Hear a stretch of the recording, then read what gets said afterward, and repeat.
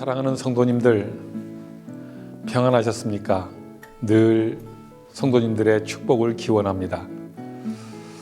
우리는 교회에 대해서 이제 살펴보려고 합니다. 우리 교회는 목장들로 이루어진 교회입니다. 오늘 그 교회의 기초는 무엇일까 하는 주제로 말씀을 나누려고 합니다. 함께 사도신경으로 신앙을 고백하겠습니다.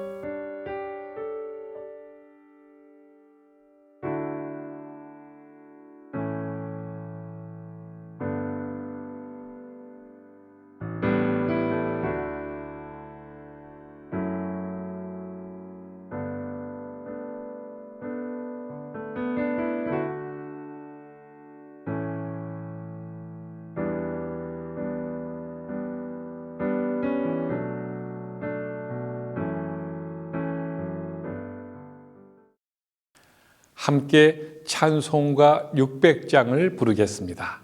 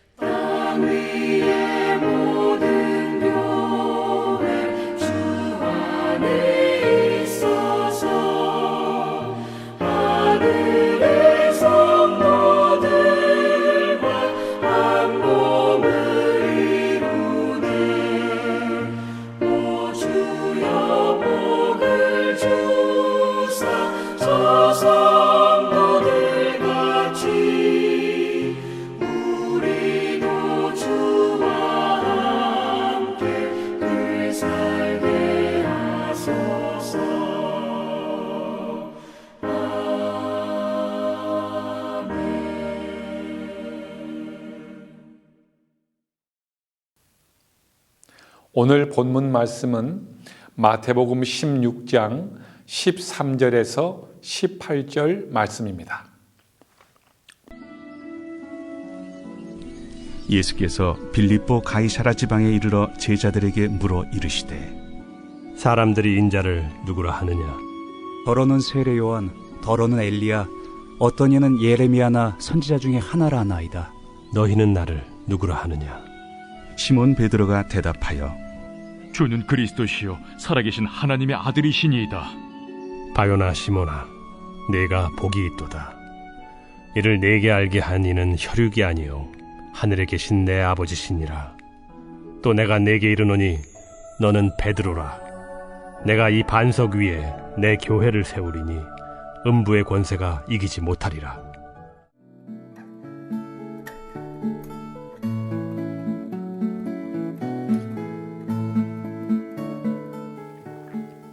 성도님들, 지난 한 주간 우리가 말씀에서 나누었던 생활 속 예배를 실천하기 위해서 어떻게 삶 속에서 변화가 있었는지 한번 마음속의 대화나 옆에 사람과 나누어 보시는 것도 은혜가 될 것입니다.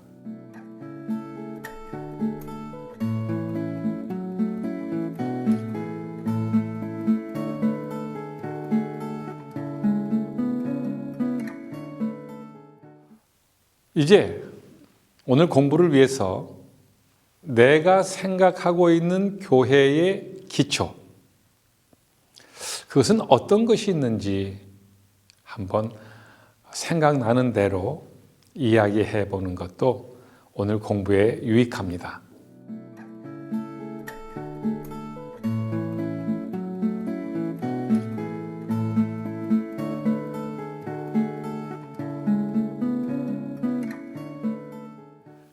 교회는 우리가 영어로 church라고 부르는 이 단어는 주님께 속한다 하는 뜻을 가진 헬라어 kyriakos에서 유래되었습니다. 따라서 교회는 예수님을 빼놓고는 생각할 수가 없습니다. 주, 이렇게 우리가 신앙을 고백할 때에 교회의 주인이 되십니다. 나의 소유는 예수님이십니다 하는 뜻이 주라는 뜻입니다. 모든 건물들은 기초가 튼튼해야 안전하고 또 수명이 오래 갑니다. 예수님이 기초가 되는 교회여야만이 안전하고 또 영원토록 우리의 영생을 담보할 수 있고 보증할 수가 있습니다.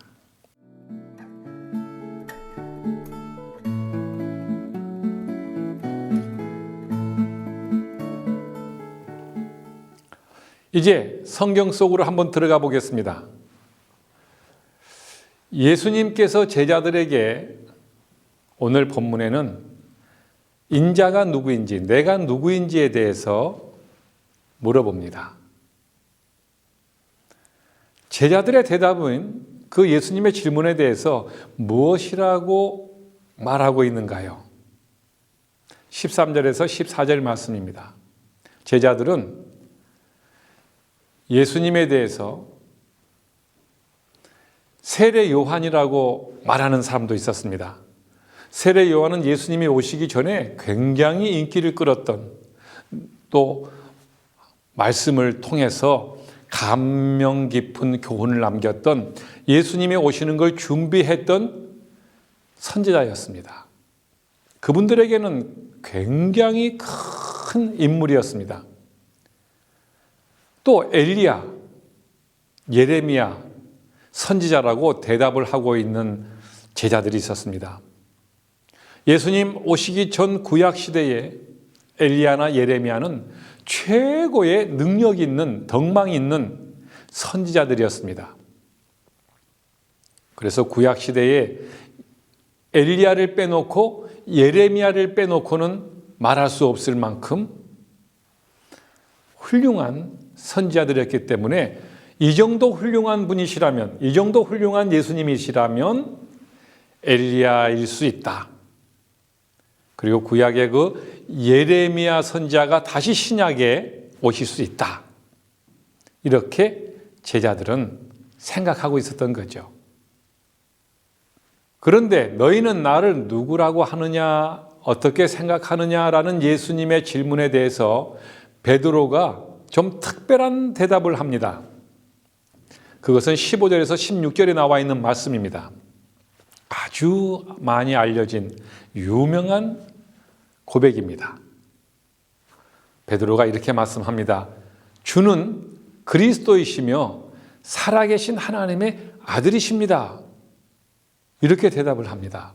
다른 제자들과 전혀 다른, 세례 요한입니다, 예레미야입니다, 엘리야입니다, 이렇게 말씀을 하는데 베드로는 예수님에 대해서 아주 특별한 고백을 합니다. 그리스도는 헬라어 구약의 메시아라는 뜻인데 헬라어로 신약의 언어로 그리스도라는 뜻입니다. 구세주.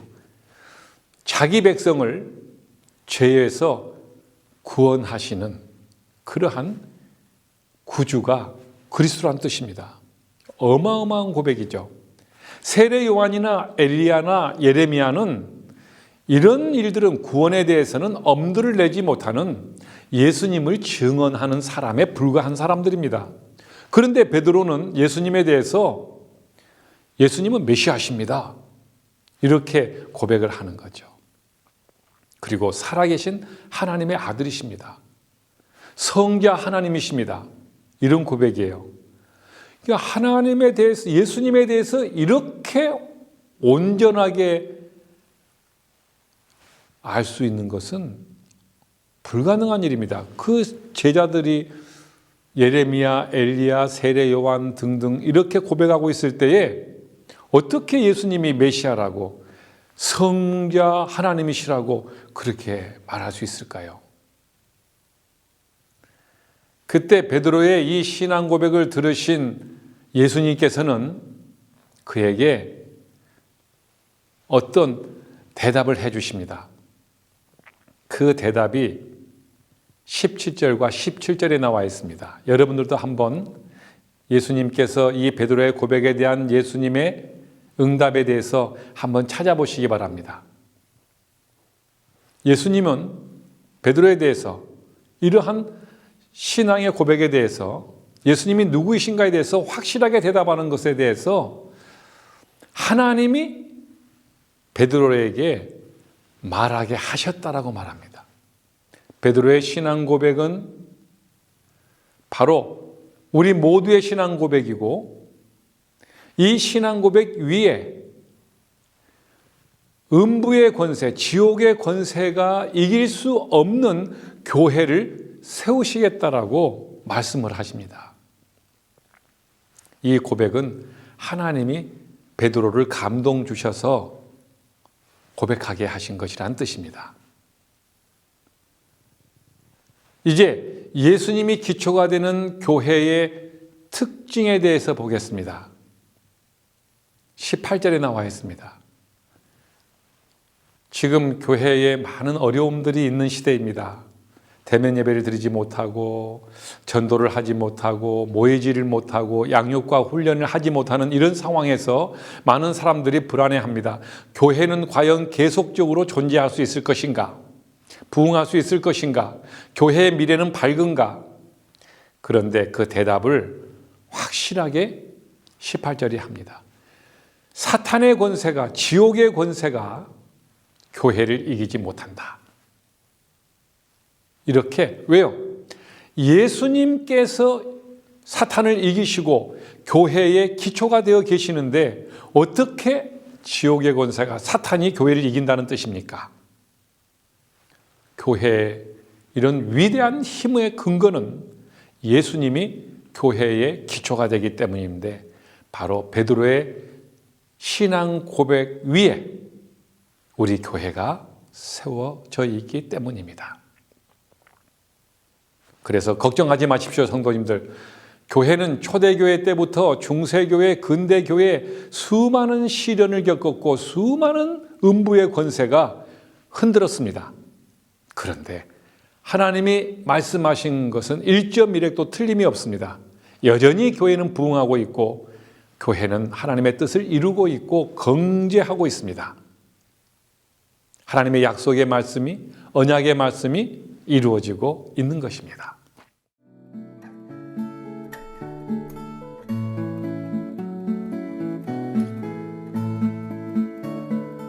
이제 생활 속에서 우리 교회의 기초가 예수님이신데 우리가 어떻게 실천할 것인가를 생각해 보겠습니다. 가이사라 빌립보에서 예수님과 제자들의 대화를 통해서 우리에게 가르쳐 주신 중요한 교회의 기초에 대해서 말씀을 나눴습니다. 이것은 예수님이 주가 되시는, 교회의 주인이 되시는, 교회는 주님께 소속되어 있는, 그리고 그 주이신 예수님은 살아계신 하나님의 아들이신 이 진리의 기초에 교회가 세워져 있고, 그 교회는 누구를 말하냐면 바로 신자들을 말합니다. 우리가 예수님의 이 신앙 고백 위에 신자들이 믿음이 세워져 있고 신앙 생활을 하고 있다는 뜻입니다. 그래서 예수님은 이 교회, 신자들을 향해서 내 교회라고 말씀을 합니다. 우리는 주님의 소유입니다. 또 우리 눈에 보이는 건물인 보이는 교회도 주인이 예수님이십니다. 왜냐 그러면 그 터가, 기초가 예수님이시기 때문입니다.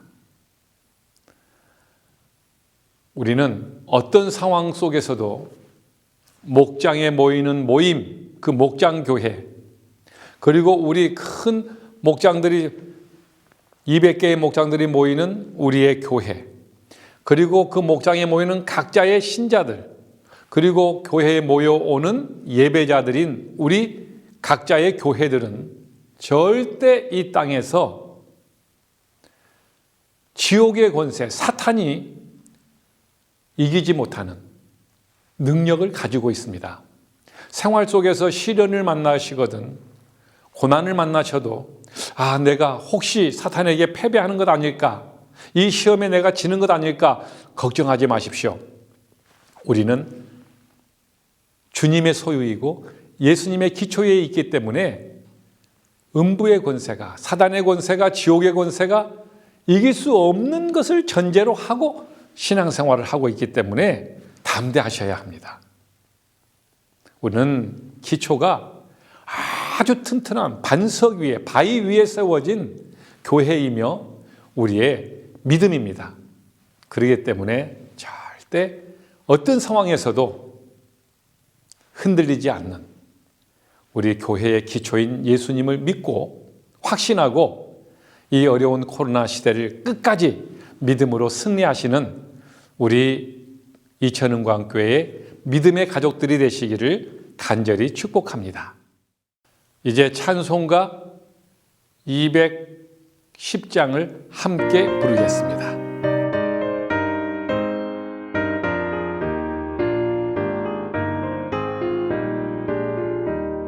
시